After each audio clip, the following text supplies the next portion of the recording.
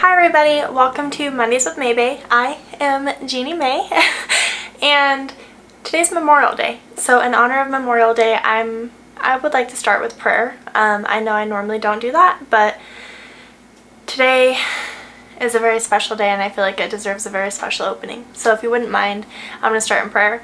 If you don't want to pray, just go ahead and skip ahead. But yeah, I'm going to pray and you're welcome to join me. Dear Heavenly Father, I just want to thank you so much for all of the brave men and women that were willing and able to live out their purpose in you, God, and put their lives on the line for all of us today, for all of the family members, wives, brothers, sisters, aunts, uncles, daughters, friends, neighbors, everyone that's hurting today, that feels that void in their heart of that loved one that you called home, Lord. I just pray that you bring them comfort and knowing that their loved one's life wasn't lost for nothing, that loved one made an impact in this world, and that's why you gave us such a beautiful day today to honor and remember those that gave all so that we could live today. They gave the greatest sacrifice, which is their life, Lord, just like you gave your life for us, for our sin, Lord. And I just pray that you bring peace and comfort to all of those families out there today, Lord, that are filling that void of that loved one. And I just thank you so much for allowing us to honor and celebrate their life today. In your name I pray, amen. Okay, so now we're going to get started. So a lot of us have lost a loved one. A lot of us today are celebrating their life. We feel that void in our heart, and I'm speaking from experience. I lost my brother 3 years ago. Which is why I have my whole leg sleeve. A lot of you have seen it in a lot of my modeling stuff. I got my leg sleeve as a dedication, memorial dedication to my brother. He died putting his life on the line so that we could live. And when he died, it was really hard for me. He absolutely was an idol to me. He helped me find myself. He helped me find my identity. He helped me growing up. I was in and out of foster care most of my childhood, and he was like my father figure. My dad was in and out of jail. He was an alcoholic, and my mom was off doing whatever she was doing. And so my brother, he kind of directed me and guided me.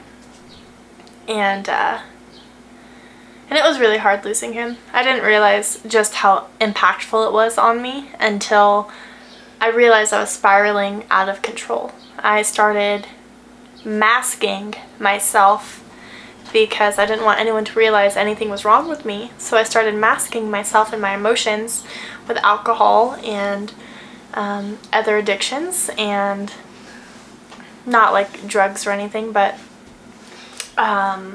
I would, talk to guys as to fill that void, to fill that loss in my heart for the attention.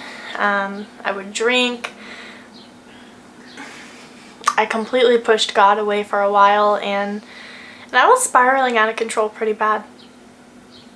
And I didn't realize that through hurting myself, I was hurting those around me that loved me. And it reflected on my son. It reflected on most of my friendships. It reflected on any relationship I tried to have. It was really bad. And I realized it was because I had this regret that I was hiding. I had this pain that I was hiding because my brother was trying to guide me in a beautiful life. And I pretty much told him, piss off. I'm an adult. I can do whatever I want.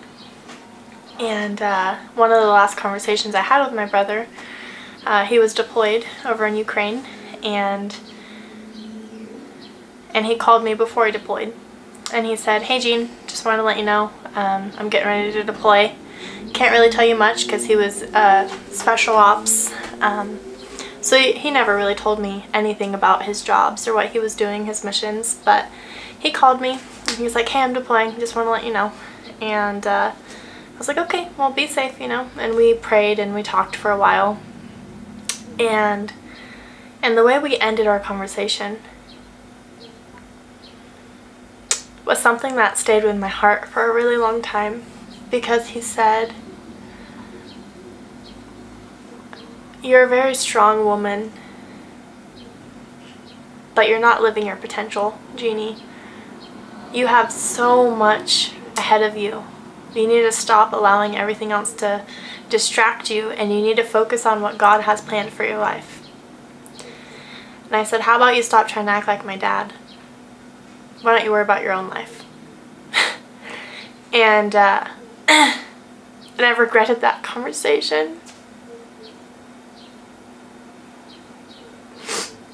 most of my life.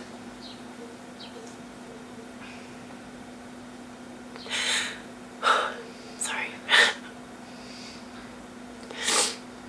Because even though he was just looking out for me and he was being a big brother, I didn't want to accept it. And so I've held on to this pain and this regret in my heart, and I tried to bury it. I didn't want to accept that I could say something so rude to someone that loved me so much. And so I had this shame in my heart, and I covered up my mask. I covered up the shame with drinking. And I was not someone that I was proud of for a long time. I turned to sin to cover up my shame. And I feel like a lot of us do. I feel like a lot of us have shame, or we have a regret, or we have this pain, and instead of facing it head on, we cover it up. A lot of us turn to addiction. We turn to alcohol, we turn to drugs, we turn to some kind of addiction in some form. Gambling. A lot of us turn to addiction to cover our shame. But that sin kills. That sin will kill you.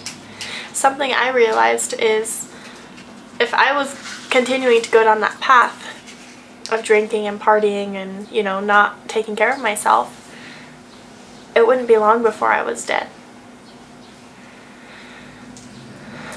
If you keep going down that sinful life, it will kill you. Either the addiction will kill you, or that guilt will eat you alive. And mine was eating me alive. So I quit cold turkey, just stopped drinking, stopped going out, stopped partying, stopped hanging out with that group of people that claimed to be my friends, but really just wanted me there for the life of the party. And I turned to God. And I literally took off my mask, and I said, "God, save me. I'm destructive. I'm self-destructive. I'm hurting me. I'm hurting people that love me. Help me." And I stopped hiding. I started owning up to my stuff. I started going to people that I had hurt and said, "Hey, I screwed up. I'm sorry." I went to my family and I told them about the conversation I had with my brother. I went to his wife and I talked to her. And I got the closure I needed. And I feel like a lot of us, when we lose someone, we reflect so much on that last conversation or something negative we did in their life that we thought was so impactful. But I realized after talking to Lizzie, my brother's wife, I realized that conversation was detrimental to me, but to my brother, he talked to his wife about it, and he said, "She's a wild one. She's a wild one, but she'll come around. She has a purpose, and God's not going to let her go without it." He was so sure of me and my plan in life before I even knew what I was going to do. He knew that God was going to work through me to change people's lives. And here I am today, almost 28 years old. I'll be 28 on Thursday, and God's changed people's lives through me. He's changed my life. He's changed so many other people's life with my podcast and with my coaching, and I'm just so grateful to be able to be a servant of God. So today I want to urge you to make a difference. Break the cycle. Find your self-worth. Find your identity. Realize that hurting yourself is hurting those around you. You are capable of so much more. And while we're commemorating and honoring those that have served and those that lost their life, while you're still here on this earth, make a difference. Don't let your life go with nothing. The whole reason we have an entire weekend to celebrate and honor these people is because they gave their life for a greater cause. They paid the ultimate sacrifice, just like God did. He literally shed his blood for our sin so that we could be forgiven. Don't let that go. Make a legacy out of yourself. Make a difference. Make a change. Take the mask off. Be raw and honest with yourself and say, hey, I need to change. Go to those that love and support you. Go to them for comfort and for guidance. Turn to God. Make a change. You can't keep living in sin. If you do, it will kill you. Either the guilt will eat you alive or that addiction will kill you. So that's all I got for you today. I hope that you take a moment today to honor those that we've lost. And if you haven't directly been affected, then at least say a prayer for those that have, because I promise you it's a hard day for us. Yes, it's a good day to honor, but it's also that memory that we lost that person. So if you haven't been directly affected, please pray for someone that has. And just honor those. I love you guys. I hope you have a fantastic day today. Have a great week. And take off the mask. That's it. Take off the mask. Stop living in shame. Make a difference today. I have faith in you.